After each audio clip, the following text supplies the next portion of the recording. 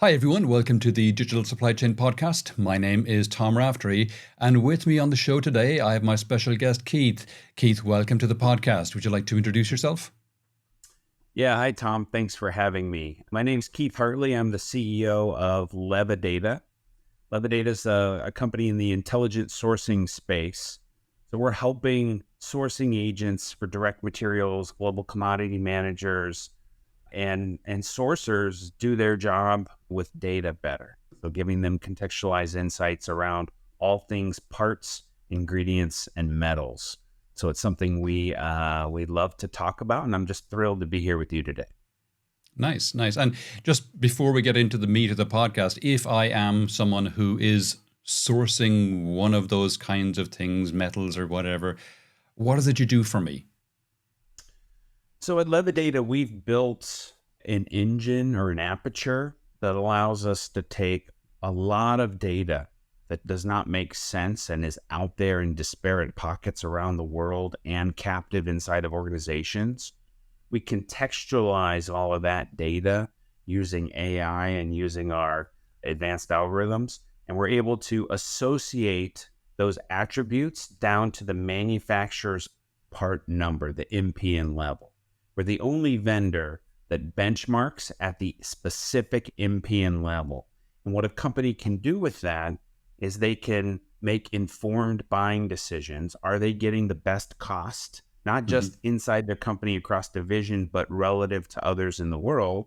And how do they de-risk their supply chain at the part level? Part level risk is critical for having a robust supply chain, and something that LevaData that we spend a lot of time talking to our clients and our partners about, which is make sure you're getting the best price and make sure you have resiliency down to the MPN level. It's critical for today's modern supply chain to have that.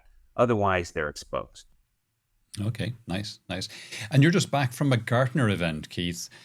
Tell me a Yeah. little bit about that. What were the main themes that you saw there? I'm sure there was nothing around AI, for example, because that's not topical at all. Yeah. I was at the Gartner Supply Chain Symposium for a few days, and it was a wonderful event. I've been going for years, and it's kind of like a homecoming. You see a lot of familiar faces, some at the same company, some at different companies. But it's always good to catch up and learn and hear more about the topics of the day and all things supply chain. So I saw a few themes this year that really, I would say, popped out at me. One is AI is everywhere. I think on every vendor's booth and every vendor message had to do with AI. And, AI is very topical. And the way I like to frame up AI is it's just the next extension of real decision science. So the notion of, I've been in software development for a long time, and we've always updated algorithms based on what we've learned. And it used to be you'd update the algorithm twice a year in the on-premise world, and then you move to SaaS and you'd update that algorithm every 6 weeks. And even with agile development cycles and 2-week spins, the algorithm would get updated every 2 weeks. And now with AI, you're getting into continuous algorithm updating. So it's an exciting time, and it's just speeding up some of the work that many of us have already been doing for a long time, which is just learning from contextualized data and applying better, more informed algorithms to it. And the real explosion of AI is exposing the fact that a lot of companies have not viewed updating those algorithms as learning from data. It's just a natural extension of what we've been doing. So, now that the AI engines are in place, we at LevaData have been using AI for years to update our algorithms and to get better part matching and make it easier to get large, unstructured data into our platform. AI really helps us because every bit of data that we're able to see and learn from, we learn for the next bit of data that comes into the system. So it's a really exciting time where we apply AI to things that have historically held customers back from enterprise software. So I'll give you an example. In the Great. old days, you used to give a bunch of data files to a vendor, and the vendor would go off and spend months and months, or some vendors still spend quarters and quarters getting the data into their system so that you would have a usable product. Fast forward to today at LevaData, we take billions and billions of spend data, hundreds of spreadsheets, and we contextualize that and can play that back with a high degree of accuracy in days to our customers. So where we've made big investments is on the AI engine to make sure we can contextualize faster and cleaner any data that's out there related to direct material sourcing. So large language models, AI, it's something that we at LevaData have spent a lot of time doing. That's one of the dominant themes from the Gartner conference. If I were to say another that I saw, it's this notion of supply chain and procurement playing more of a collaborative role. So historically, procurement has been walled off from all things supply chain, particularly supply chain planning. And that's never really made sense to me. Mm-hmm. As a supply chain planner is doing their job and using robust data systems to make accurate forecasts and to iterate on what their supply chain plan should be, ultimately, action has to be taken. And that action is taken by the direct material sourcing agents, people who go out and buy the material that we're going to then build products for. And what I see is this, it's building the collaboration between all things sourcing and all things supply chain planning. And that was evident at this show. As I talked to more and more practitioners, I saw more and more procurement people, senior procurement people at this supply chain conference. And so my hope, and what I started to see, some bits of a harbinger for, is that the supply chain ecosystem begins to cross over and collaborate more with direct material sourcing. To Okay. me, that is a huge value add for today's modern organization to understand, what they can buy, and not just where they're going to go, but how they're going to get there. Okay. And in the likes of sourcing, and I mean, you said yourself that you guys are helping with sourcing. What about, getting access to information like things like the carbon footprint implications of buying a particular product? Or there's a big push in Europe now as well, and it's going further beyond Europe. But, do you have child labor or slave labor in your supply chain? Are those kind of things starting to bubble up as well? Yeah, it is. There's increasing interest around all things ESG, it's a really exciting time. It's still a very wide open field in ESG. When regulations are in place and set, it allows small software companies and large software companies to write code and attribute those ESG characteristics to your workflow. So at LevaData, adding ESG data is really simple for us. It's another data set. And what we've done is built the aperture that lets us take all of these large disparate data and bring it into our system and synthesize it. So ESG is just one. Financial health and ratings. We bring in a lot of data already. And I do see an increased interest in ESG. And there are kind of two flavors that I see emerging right now around ESG. One is kind of that supplier level. Is a supplier green? Are they carbon reducing? Are they hitting some benchmark? Are they buying good practices, etc.? But where I play at LevaData is a click deeper. I know more about about plastic resins and materials and metals than anybody else. I have more attributable data at those parts, those commodity parts. So I can trace that part and its life, who the CMODM is, who's building it, where it's built, which of the 11 factories that build that part inside of the contract manufacturer, where that part is from, what their labor laws are, what their regulations are. So I don't just do a supplier risk flyby of that type of data. We go down to the specific MPN, which is really critical. You see a lot of companies who have finished good shortages. That's not by accident. It's because some part in their supply chain they were not able to source, and they were missing something from the final bill of materials. That's because companies are not going to the end state, down to the part or the ingredient level, and building robustness there. They're trying to build robustness at a higher level. And in times like we're living in today, with product price fluctuation, with scarcity of material, with some goods not flowing as easily from one part of the world to the other, if you don't have part level risk and good benchmarking data on what you should be paying, you're likely not optimizing your spend in every category. So that's kind of, yeah, it's an exciting time because now we have the data. Now we have the data to take action on that. And so ESG to me is just one more data source. And we're really well positioned to contextualize that and deliver whatever the regulation by country, by geography, by governing board that is required. Okay, cool. I mean, you mentioned risk there. Was risk another theme at the Gartner event? Yeah, risk was. I think we do part risk better than anyone else. And so that's knowing what the lead times are, what the years to end of life, what the age is of parts, what distributor inventory is. We know more at that MPN level. So when I talk about risk, there are a lot of vendors who do, supplier risk. Are you red, yellow, green? Do you pay on time? And do we have a healthy relationship or a neutral relationship?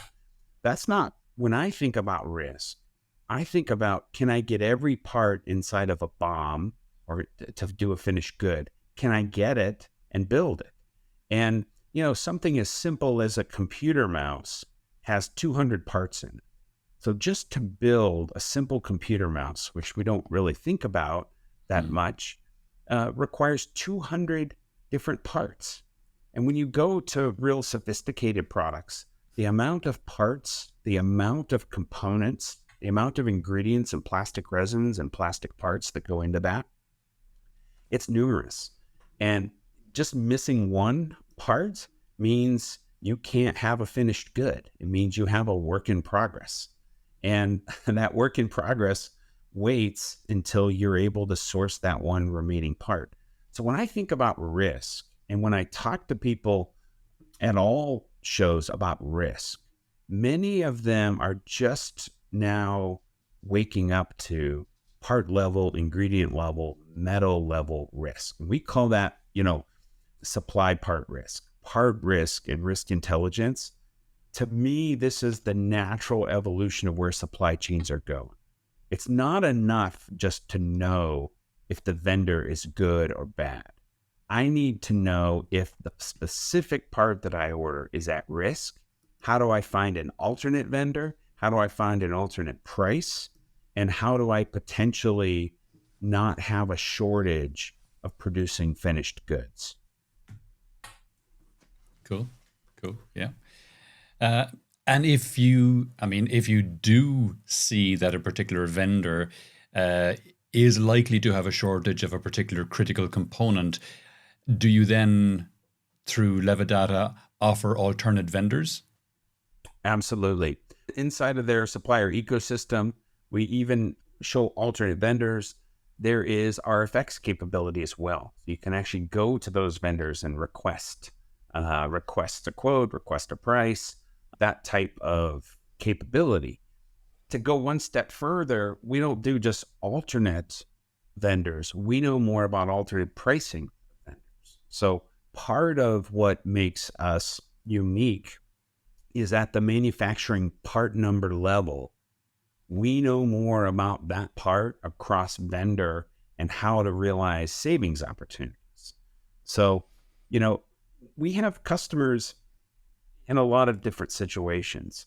one of which we have a customer who has multiple divisions, and each division is buying the same part from the same vendor, all at different prices. So visibility, understanding where you're buying and what you're buying internal. But eventually the conversation turns to, are we getting a good price relative to the market? And I know more about that part and what the market is paying from a lot of different data sources, and we serve that up to our customers. So we become this benchmarking engine for their commodity parts, for plastic resins, and for metals. And that's the lane that we've owned. We're pretty proud of being in that lane at the very bottom, if you want to call it, of the supply chain, because this is where so much value is lost and has been lost. Is companies don't know if they're getting a good price and don't understand how to de-risk at that individual MPN level. It's really hard, and LevaData spent years developing our data aperture that lets us serve up these insights. And one thing I didn't mention, Tom, is the work that we do is really, really hard and complex. And that's why many vendors have stayed away from going all the way down to the MPN level. And now we're in the market with an easy to use point and click software that people can use and take all of this really complex data modeling and AI algorithms and actually use it to perform their job better. We're really, really bullish on the future of sourcing and sourcing's role to play a collaborative role with supply chain. Okay, cool. Interesting. We started off talking a bit about AI, and it's been in the news a lot the last few months with the launch of ChatGPT. And just yesterday at Google's I/O event, all the news that came out about Bard and Palm 2 and all these other announcements that they made. And one of the things that these large language models feed on is big data sets. And it seems to me that's one of the things that you have in spades. So are you going to be taking advantage of some of these large language models, generative AI? And if so, what will you use it for in LevaData? What kind of use cases do you see for it within your own organization? Yeah, I mean, LLMs, large language models, have been around for a while. I think they're, AI itself is, I define it as just the algorithm is being updated in real time. And generative AI is the algorithm is updating itself. So that's very exciting. Now, part of what makes manufacturers and the data problem exist is because of how disparate the data is. It's very complex.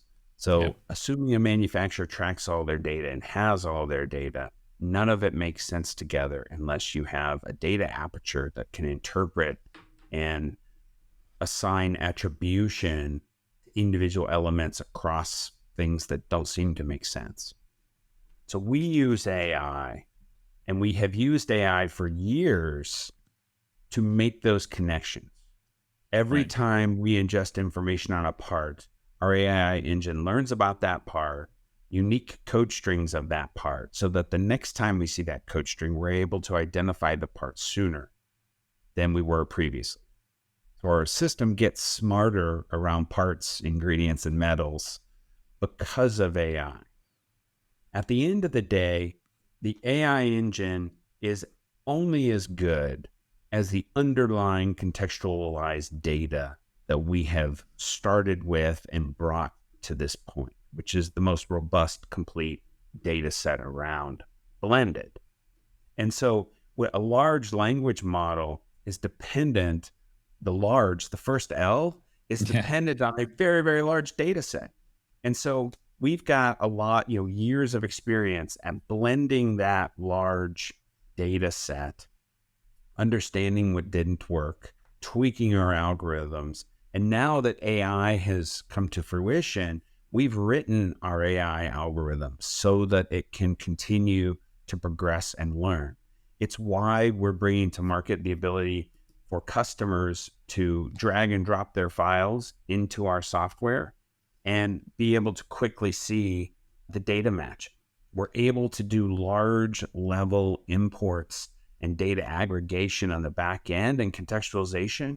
And these aren't just big words for us. This is kind of how we deliver value. The contextualization word, I love that word, but what it means is I can take a data set and understand most, if not all, of that data and where it should be attributed to in the ecosystem of parts, ingredients, and metals. So AI holds tremendous promise in the data blending in the back end of our system. That's where we use it. And the front end when customers bring us data. So I expect the algorithms to get even better because, and even faster, because of the underlying data model that we have has been constructed appropriately. We have the L in the large language models. And so we've got the data set and it's good contextualized data. And now AI can pick up on the intelligence that we've coded and take it from there and be even more intuitive and even more informed than we were years ago. Okay. And what about people who are in the sourcing profession? Are they used to using tools like this? I mean, how is that job evolved over the last few years, and where is it going from here? Yeah, it's an interesting question, Tom. Talking to direct material sourcing people all over the planet, a couple of things ring true. Number one, many of them, they're being underserved. Right. They're being massively underserved. And they're still predominantly using 50-year-old technology to do their job. They're using spreadsheet and email. Some version of a spreadsheet, some version of an email, and a few relationships with suppliers. And in the new world that we live in, kind of post-COVID, supply scarcity, with a lot of macroeconomic shocks continuing to happen in the world of manufacturing,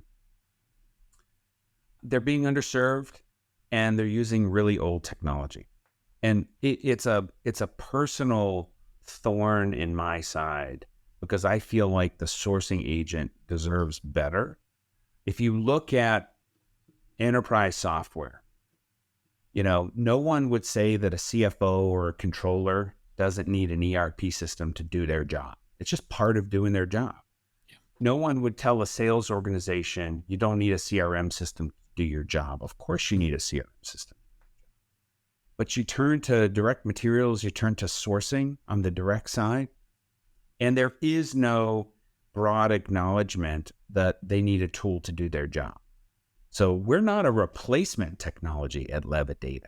We're a do your job the best way that you can tool. And unfortunately, today's direct material sourcing agent is under intense scrutiny. The supply chain people are saying, make sure you have enough parts to build exactly what our forecast tells us we should build. The finance function at a company is saying, go save 2 or 3% this year because that's what we target every year. Yeah. And the suppliers are telling them, hey, interest rates are sky high. There's a war in the Ukraine. We're raising our prices. And so the sourcing agent is in this situation where they're under fire without a strong dominant tool set to go find cost savings and de-risk their supply chain. And so I feel like we owe it to procurement professionals to provide this tool set. They've been massively underserved for years. There's a lot of well-developed supply chain planning and warehousing and transportation technologies, all wonderful markets. This has been an overlooked back-end process that needed digitization and needed a large language model and some AI. And that's what we at LevaData are doing. The time is now to help these sourcing agents, and we've got the technology and the ability to help them just, do their job. They're doing an incredible job with email and spreadsheet, an unbelievable job, but they can be doing better with an integrated system that can take more data and deliver them insights to allow them to be the hero at their company. Sure. How do you tell them that? What I mean by that is, if they're happy, if Yeah. they're happy with spreadsheets and email, how do they, if they're unaware that Mhm. there's better options out there, how do you make them aware? It's one-on-one conversations. I mean, we're telling everybody, we're showing everybody, and now we're going to market, letting people try our software, letting them see it. We've done a couple of things. We've told sourcing agents to send us a few commodity parts, and we'll quickly show them the level of detail that we can show them on some parts that they care about. We go to market and work with customers and give them access to our system and show them the power. And one thing I've learned, Tom, is, LevaData is so unique in our MPN benchmarking and pricing and attributable knowledge of a part. You have to really experience what we have. You can't tell people and show them PowerPoint slides. So I'm a big fan of engaging people in the software. As the CEO, I bring up the software and show people the software. And you have to be in this workflow and understand how underserved it is. And then when we show people our data aperture and how easy and intuitive it is and how your job can be easier and you can deliver more value, the conversation quickly turns. Then it comes to, can you possibly take billions of spend data and show me something? And I tell people to challenge us. Give us your files and give us 2 days. It's amazing what we can show and what our data aperture that we built. And, part of my hope in this podcast is listener will be listening and check out our website, levadata.com, and challenge us. Bring us some parts and engage with us, because we will get you in the software quickly, and you have to see it to believe it. So that's kind of my personal challenge to all LevaDatans, is to be in the software all the time, figuring things out for our users who are just, underserved. They're just not getting what they need to do their job from their companies today. All right. And where to next for LevaData? I mean, what do you see coming down the line for the next 5, 10 years? Yeah. Well, I think this convergence of, on the direct side of procurement and supply chain planning emerging. I see there is vast areas for part level intelligence, ingredient level intelligence, metals, to play a role in the supply chain planning process. So once you decide to build 100 widgets, you need to translate that to, do I have enough parts and ingredients to build the 100 widgets? And if I'm short, what action do I take? So we know how many parts and what action to take, and connecting that with the supply chain planning ecosystem, which I come from and which is a well-developed market. I think that's the great next frontier for all things supply chain. That to me is where our future is going to be. And staying in our lane about knowing more about parts, ingredients, and metals than anyone on the planet, that's the company thesis for me. We're going to stay where we're at. Our lead in terms of contextualized data at the MPN level is huge, and we're going to extend it even more. So I'm looking for more parts and more ingredients that I can track and put into our model. So I'm really excited. That's the future for LevaData. Cool. Cool. We're coming towards the end of the podcast now, Keith. Is there any question I have not asked that you wish I had, or any aspect of this we haven't touched on that you think it's important for people to think about? Thank you for that. The only one that I can think of is, you really have to experience LevaData. You have to be in the software to get it. I've attended many podcasts and things sound wonderful. And, my commitment to all of the listeners and the viewers of this podcast is, we can give you an easy experience to understand the power of LevaData and how we can help you. We're at the ready, and we're, direct material sourcing advocates. At the end of the day, we're really big data geeks that are trying to help an underserved market. And so let us help you. Give us a shot. Let us show you what we got and understand what the system is. I think that's the best way to find innovative technologies and new ways of thinking about your workflow. So a lot of companies don't allow you to do that with their solution. I'm so confident there's huge value there. We do let customers engage inside of the product. So I would welcome any and all requests for that. So that's Cool. really it, Tom. So if people want to know more about some of the things we talked about in the podcast today, or want to try out, where would you have me direct them? Yeah, I'd say go to levadata.com. You can contact us there. We have a free part insight where you can give us a few part numbers and we'll give you, the depth of our information on those. Take us for a shot. You can also request a demo right on the site and learn more about how we contextualize data. So I'd say go to levadata.com. Perfect. Great. Keith, that's been really interesting. Thanks a million for coming on the podcast today. Thank you so much. It's been my pleasure.